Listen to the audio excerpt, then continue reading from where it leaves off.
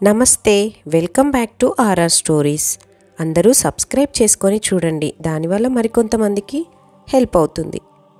Okay, సాధారణంగా మన జీవితంలో ఎప్పుడూ కూడా ఒకే విధంగా ఉండదు. కొన్ని రోజులు మనం ఎంతో ఆనందంగా జీవిస్తుంటాం.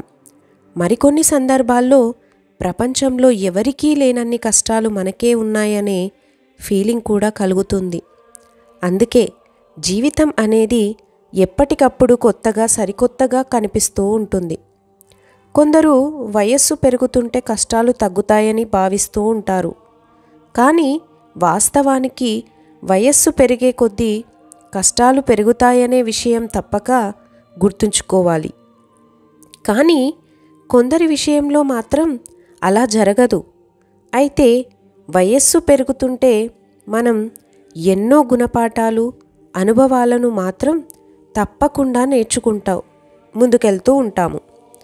ఈ నేపథ్యంలో మన జీవితంలో కొన్ని కొత్త విషయాలను మనం నేర్చుకోవడానికి, అదేవిధంగా భవిష్యత్తులో ఎదురయ్యే సవాళ్లను ధీటుగా ఎదుర్కొనేందుకు మనకు స్ఫూర్తి తప్పకుండా అవసరం.